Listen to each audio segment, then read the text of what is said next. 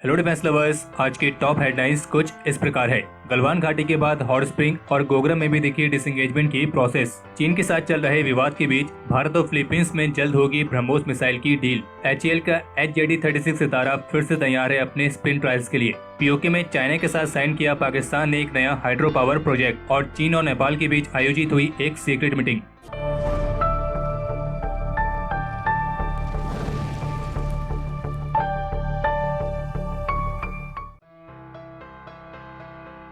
पूर्वी लद्दाख में गलवान घाटी के बाद अब हॉट स्प्रिंग के फेस ऑफ साइड से भी चाइनीज मिलिट्री ने अपने सारे टेम्परेरी स्ट्रक्चर्स के साथ साथ ऑलमोस्ट अपने सारे ट्रूप्स को पीछे हटा लिया है। और जो डिसंगेजमेंट की प्रोसेस है ये सोमवार को पैंगोंग शू के फिंगर एरियाज गलवान घाटी, हॉट स्प्रिंग और गोगरा में शुरू हुई थी। और लेटेस्ट रिपोर्ट्स के मुताबिक हॉट स्प्रिंग्स में पेट्रोलिंग पॉइंट 15 तक चाइनीज ट्रूप्स पूरी तरीके से पीछे हट गए हैं। और आने वाले कुछ दिनों में इंडियन आर्मी एक डिटेल्ड वेरिफिकेशन करेगी जिसमें इस बात की जांच होगी कि ये डिसंगेजमेंट प्रोसेस को पूरी तरीके से इम्प्लीमेंट किया गया है या नहीं। और ऐसी भी रिपोर्ट्स हैं कि कल तक गोगरा के पेट्रोलिंग पॉइंट 17A पर भी ये डिसंगेजमेंट की प्रोसेस पूरी हो जाएगी। और पिछले 8 सप्ताह में जो ये गोगरा और हॉट स्प्रिंग वाले एरियाज हैं ये वो महत्वपूर्ण फ्रिक्शन पॉइंट है जहाँ पे दोनों देशों की आर्मीज के बीच तनाव सबसे ज्यादा था। और डिसंगेजमेंट का पहला फेज पूरा होने के बाद फिर इस सप्ताह के अंत तक दोनों देशों के बीच एक और मिलिट्री लेवल की बातचीत हो सकती है। और फिंगर 4 और फिंगर 5 पर भी चाइना ने अपने ट्रूप्स की संख्या को कम किया है। और साथ ही गोगरा में इंडियन और चाइनीज सोल्जर्स के बीच एक बफर जोन भी बनाया गया है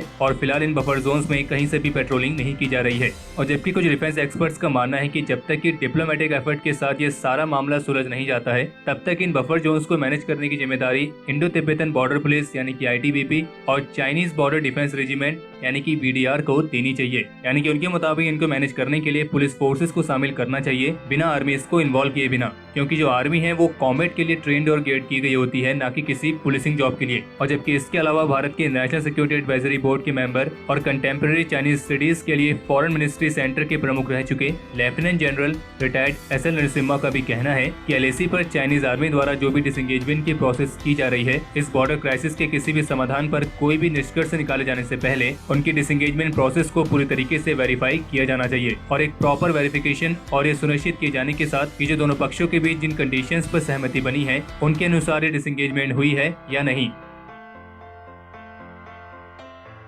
टॉप सोर्सेज के मुताबिक 2020 के तीसरे क्वार्टर तक यानी कि जुलाई से 30 सितंबर के बीच में Philippines BrahMos ground launch cruise missile की 2 बैटरीज के लिए भारत के साथ कॉन्ट्रैक्ट साइन कर सकती है। हालांकि पहले जो रिपोर्ट्स आई थी उनके मुताबिक ये कॉन्ट्रैक्ट 2020 के दूसरे क्वार्टर में साइन होना था, लेकिन चाइनीज वायरस के चलते अब इसको तीसरे क्वार्टर में साइन किया जा सकता है। और इसके अलावा एक रिपोर्ट ये भी है कि DRDO ने military air system and airborne stores के डिजाइन, डेवलपमेंट और प्रोडक्शन पॉलिसी में बदलाव किए हैं। और इस पॉलिसी में बदलाव करीब 18 साल बाद किए गए हैं। मिलिट्री एयरवर्दिनेस रेगुलेटरी फ्रेमवर्क के तहत एयरक्राफ्ट और एविएशन सिस्टम की design and development, production, modification, licence production और इंडिजनाइजेशन यानी कि स्वदेशीकरण के कुछ नए प्रोसीजर्स को सेट किया है। और बाकी HAL के HJD-36 सितारा इंटरमीडिएट जेट ट्रेनर को लेकर भी एक नई रिपोर्ट सामने आई है जिसके मुताबिक ये एयरक्राफ्ट इस महीने अपने महत्वपूर्ण स्पिन ट्रायल्स को फिर से शुरू करेगा। और जो ये इंटरमीडिएट जेट ट्रेनर प्रोग्राम है ये पहले अपने स्पिन ट्रायल्स में फेल हो गया था जिसके कारण ये प्रोग्राम रोकना पड़ा था। लेकिन लाइफ इज डिफेंस के साथ इंटरव्यू के दौरान HAL के चेयरमैन और मैनेजिंग डायरेक्टर R माधवन ने बताया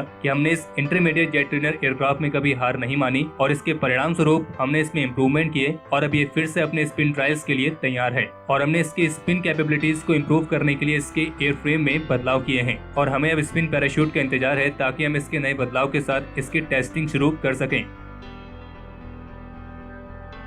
आज जम्मू कश्मीर में कुपवाड़ा और तंगधार सेक्टर में पाकिस्तान की तरफ से सीज फायर का उल्लंघन किया गया है जिसमें पाकिस्तान ने मोटार्स और अन्य वेपन्स की मदद से फायरिंग की है। और पाकिस्तान के इस फायरिंग में 2 सिविलियंस के घायल होने की खबर है। और जवाबी कार्रवाई में इंडियन आर्मी की तरफ से भी मुंहतोड़ जवाब दिया गया है जिसमें पाकिस्तान को एक भारी नुकसान होने की खबर है। लेकिन इसके साथ एक दुखद खबर ये भी है कि कल 7 जुलाई को जम्मू कश्मीर के पुलवामा सेक्टर में जो ऑपरेशन गोसू लॉन्च किया गया था जिसमें एक आतंकी के मारे जाने की खबर थी, तो इसी ऑपरेशन में इंडियन आर्मी के नायक राजविंदर सिंह भी वीर गति को प्राप्त हुए हैं। हम ईश्वर से प्रार्थना करते हैं कि इस वीर योद्धा की आत्मा को शांति मिले। और जबकि इसी बीच इंटेलिजेंस की तरफ से जानकारी जारी की गई है कि आतंकी बुधवार यानी कि 8 जुलाई और सोमवार यानी कि 13 जुलाई को घाटी में किसी बड़ी घटना को अंजाम दे सकते हैं। और इसके साथ सभी सिक्योरिटी फोर्सेस को चेतावनी दी गई है कि वे इन 2 दिनों में घाटी में किसी भी तरह की कॉन्वॉय मूवमेंट ना करें और साथ ही एहतियात बरतें। और ये भी कहा गया है कि इस दौरान कोई भी प्रशासनिक गाड़ी भी घाटी में ना निकले। बाकी सेना और अर्धसैनिक बलों को भी मूवमेंट ना करने के लिए कहा गया है।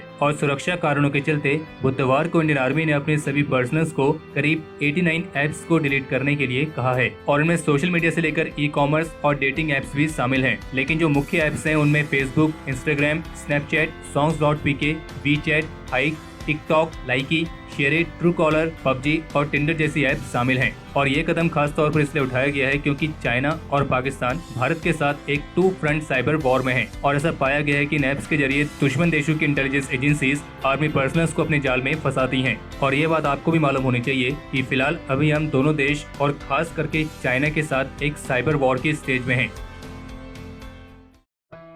लेटेस्ट रिपोर्ट्स के मुताबिक इंडो तिब्बतन बॉर्डर पुलिस यानी कि आईटीबीपी को निकट भविष्य में फिलहाल किसी भी तरह की आंतरिक सुरक्षा की जिम्मेदारी न दिए जाने की उम्मीद है क्योंकि आईटीबीपी ट्रूप्स को फिलहाल एलएसी पर तैनात किया जा रहा है। और इस रिपोर्ट्स हैं कि एलएसी पर आईटीबीपी की करीब 60 और कंपनीज तैनात की जाएंगी।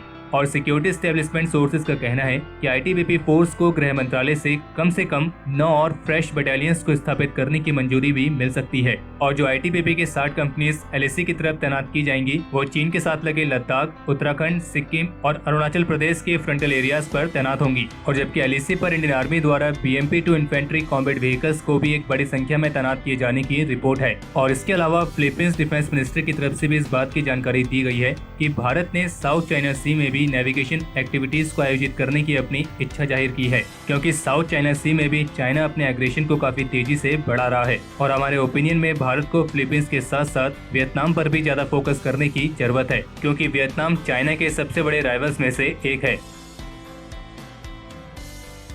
NIA ने पुलवामा आतंकी हमले में एक और आरोपी को गिरफ्तार किया है जिसका नाम है बिलाल अहमद कुचे और ये इस मामले की 7वीं गिरफ्तारी है। और इस व्यक्ति पर आरोप है कि इसने पुलवामा आतंकी हमले में शामिल आतंकियों की लॉजिस्टिक सपोर्ट में मदद की थी। और इसके अलावा चाइना पाकिस्तान इकोनॉमिक कॉरिडोर के तहत पाकिस्तान और चाइनीज कंपनी के बीच एक हाइड्रो पावर डील साइन की गई है और ये hydro power project Pakistan occupied Kashmir में झेलम नदी पर बनाया जाएगा। और इस प्रोजेक्ट की जो कीमत है वो करीब $60 बिलियन है और इसकी 2026 तक पूरी होने की बात कही गई है। हालांकि भारत, चाइना और पाकिस्तान के इस प्रोजेक्ट के शुरू से ही खिलाफ है। और इसके अलावा अभी हाल ही में चाइनीज एम्बेसडर हु यंकी ने नेपाल के टॉप गवर्नमेंट ऑफिशियल्स जिनमें नेपाल की प्रेसिडेंट विद्या भंडारी और सीनियर नेपाल कम्युनिस्ट पार्टी के लीडर माधव कुमार के साथ एक सीक्रेट मीटिंग आयोजित की थी। और इस मीटिंग को सीक्रेट इसलिए कहा गया है क्योंकि इसकी जानकारी ना तो नेपाल के विदेश मंत्रालय को दी गई है और न ही इस मीटिंग में जिस चीज पर बात हुई है उसके बारे में कोई भी रिकॉर्ड रखा गया है। हालांकि नेपाली मीडिया का अनुमान है कि इस मीटिंग में हिमालय रीजन में चल रही राजनीतिक अशांति के बारे में विचार विमर्श किया गया था और चाइनीज एम्बेसडर ने वॉरिंग पार्टीज को शांति बनाए रखने के लिए आग्रह किया था।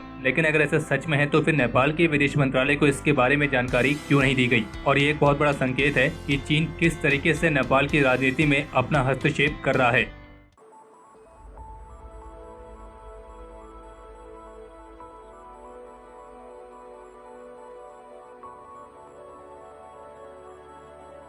तो हमारे आज के इस एपिसोड के लिए इतना ही। अगर आपको यह एपिसोड पसंद आया हो तो इस वीडियो को लाइक करें और अगर आपका कोई सवाल या फिर सुझाव हो तो उसे कमेंट सेक्शन में शेयर करें। बाकी अगर आपने इस चैनल को सब्सक्राइब नहीं किया है तो इस चैनल को सब्सक्राइब करना ना भूलें।